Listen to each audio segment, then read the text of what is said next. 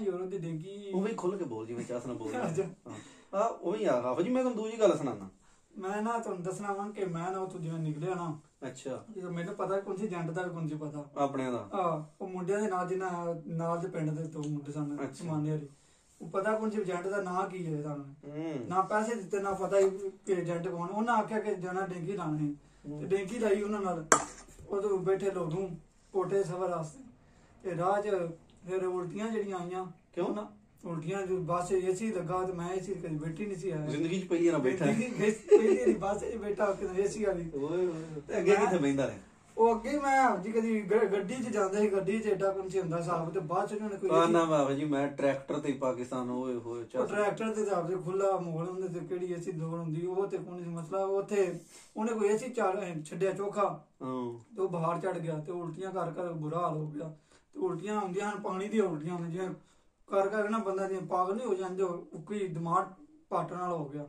ਤੇ ਜਿਵੇਂ ਉਹਨੇ ਜਾ ਕੇ ਲਾਇਆ ਨਾ ਕੋਟੇ ਤੇ ਮੈਂ ਨਾ ਬੈਠਾ ਜਾਏ ਨਾ ਖਲੋਤਾ ਜਾਏ। ਉਹ ਤੇ ਇੱਕ ਥਾਂ ਬੈਠਾ ਤੇ ਘਰੋਂ ਫੋਨ ਆਇਆ ਮਾਮਿਆਂ ਦਾ। ਉਹਨਾਂ ਆਖਿਆ ਜੀ ਇਹ ਤੇਰੇ ਏਜੰਟ ਨੇ ਤੈਨੂੰ ਦੱਸਿਆ ਪੁੱਛੀ ਕੋਈ ਤੂੰ ਕਿੱਥੇ ਚੱਲਣਾ ਜਾਂ ਕੀ ਹਿਸਾਬ ਹੈ। ਤੇ ਏਜੰਟ ਕੋਲੋਂ ਟੁਰ ਗਏ। ਏਜੰਟ ਕੋਲੋਂ ਉਹਨਾਂ ਆਖਿਆ ਕਿ ਬੰਦਾ ਸਾਨੂੰ ਵਾਪਸ ਕਰ ਲੈ। ਏਜੰਟ ਦਾ ਫੋਨ ਆ ਗਿਆ ਉੱਥੋਂ। ਘਰ ਵਾਲਿਆਂ ਨੂੰ ਦੱਸੀ ਨਹੀਂ ਸੀ ਮੈਂ ਮਾਮਿਆਂ ਨਹੀਂ ਦੱਸਿਆ, ਘਰ ਵਾਲਿਆਂ ਦੱਸਿਆ, ਮਾਮਿਆਂ ਨਹੀਂ ਦੱਸਿਆ। ਉਹ ਟੁਰ ਗਏ ਏਜੰਟ ਕੋਲ।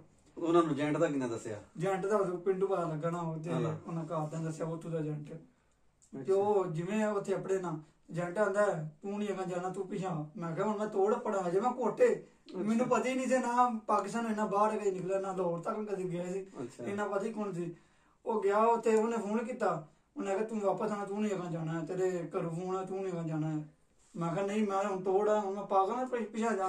ਤੇ ਉੱਥੇ ਬਾਹਰ ਨਾ ਮੇਰਾ ਬੁਰਾ ਹਾਲ ਹੋਇਆ ਜਾਵੇ। ਤੇ ਉਹ ਕਹਿੰਦਾ ਮੈਂ ਉਹਨੂੰ ਦੱਸਿਆ। ਅੱਛਾ ਤੇ ਫਿਰ ਮੈਂ ਮਤਲਬ ਦਿਲੇ 'ਚ ਇੱਕ ਚਾਹ ਚੜ ਗਿਆ ਮੈਂ ਪੜ੍ਹ ਆਇਆ ਹੁਣ ਤੇ ਅਜੇ ਕੋਟੇ ਪਾਕਿਸਤਾਨ ਵਿੱਚ ਹੀ। ਅੱਛਾ ਤੇ ਉਹ ਮੈਂ ਹੈਗਾ ਗਿਆ ਚਣੇ ਚੁਨੇ ਦੇ ਦਿਹਾੜੀ ਇੱਕ ਨਾ ਉਹਨੇ ਦਿੱਤੀ ਉੱਥੇ ਰੋਟੀ ਜਿਹੜੀ ਕੋ ਅੱਧਾ ਘੰਟਾ ਸਫ਼ਰ ਕੀਤਾ ਤੂੰ ਬੱਸ 'ਚ ਬੈਠੇ। ਉਹਨੇ ਲਿਆ ਇੱਕ ਸੇਬ ਤੇ ਉਹਨੇ ਨਾ ਕੋਈ ਦਿੱਤੀ ਇੱਕ ਮੁਰਗੀ 'ਚ ਦਿੱਤੀ ਉਹਨੇ ਬੋ ਪੀ ਹੁੰਦੀ ਚੰਗੀ ਰੱਜ। ਓਏ ਹੋਏ ਮੁਰਗੀ 'ਚ ਬੋ ਪੀ ਕਿਦਾਂ ਦੀ ਰੱਖੀ ਜਿਹੜਾ ਸਾਲਣ ਉਸ ਦਿੱਤਾ। ਤੇ ਉੱਥੇ ਇੱਕ ਬੇਆ ਵੀ ਮਟਕਿਆਂ 'ਚ ਪਾਣੀ ਪਿਆ ਉਹ ਪੀਤਾ ਤੇ ਨਾਲ ਚਨੇ ਖਾਦੇ ਰੋਟੀ। ਇੱਥੇ ਕਿੱਥੇ ਖਾਣ ਹੁੰਦੀ।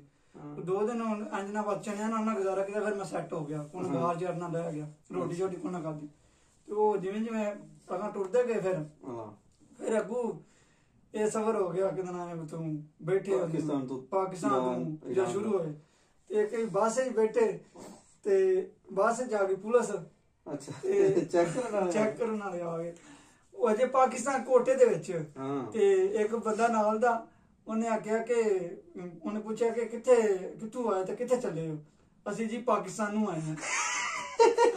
ਉੱਥੇ ਮੂੰਹ ਵੇਖਣ ਆਪੇ ਸਾਰੇ ਹੋਇਆ ਕਿ ਇਹ ਕਰੂ ਕੀ ਜੇ ਪਾਕਿਸਤਾਨ ਦੇ ਵਿੱਚ ਰਹਿ ਕੇ ਪੈਂਦਾ ਪਾਕਿਸਤਾਨ ਐਡੇ ਕੋ ਤਾਂ ਕਨਫਿਊਜ਼ ਹੋ ਕੇ ਇੰਨਾ ਡਰ ਚ ਕਿ ਡੇਂਗੀ ਲਈਏ ਤੇ ਅੱਗੂ ਆ ਕੇ ਜੀ ਤਾਲਿਬਾਨ ਜਿਵੇਂ ਉਹਨਾਂ ਨਾ ਉਹਦੇ ਗੱਡੀਆਂ 'ਚ ਜਿਹੜੇ ਹੁੰਦੇ ਨੇ ਦੂਜੇ ਨਹੀਂ ਹੁੰਦੇ ਦੂਜੀ ਬਾਹਰ ਓਪਨ ਗੱਡੀ ਜਿਹੜੀ ਹੁੰਦੀ ਹੈ ਡਾਲੇ 'ਚ ਬਾਹਰ ਤੇ ਉਹ ਅੱਗੋਂ ਆ ਕੇ ਜੀ ਤਾਲਿਬਾਨ ਆ ਗਏ ਨੇ।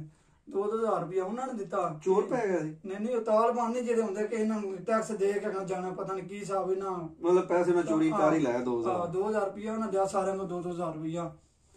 ਤੇ ਉਹ ਲੈ ਕੇ ਜਿਵੇਂ ਹੈਗਾ ਉਹਨਾਂ ਖੜਿਆ ਨਾ ਉਹ ਤੂੰ ਗੱਡੀ ਦੇ ਉੱਤੇ ਇੰਨੀ ਕੁ ਜਿਵੇਂ ਦੂਰ ਨਹੀਂ ਜੋ ਰੇਗਿਸਤਾਨ ਅੱਗ ਬਲਦੀ ਲੱਗੀ ਇੰਨਾ ਕੁ ਸਿਰ ਦਿੱਤਾ ਗੱਡੀਆਂ ਵੇਚਾਂ ਕੋਈ ਇਦੂ ਪੇ ਦਿੰਦਾ ਸਿਰ ਕੋਈ ਇਦੂ ਪੇ ਦਿੰਦਾ ਸਿਰ ਬਚਾਉਣਾ ਤੇ ਇੰਨੀ ਧੁੱਪ ਪੈਣ ਲੱਗੀ ਸੇਕ।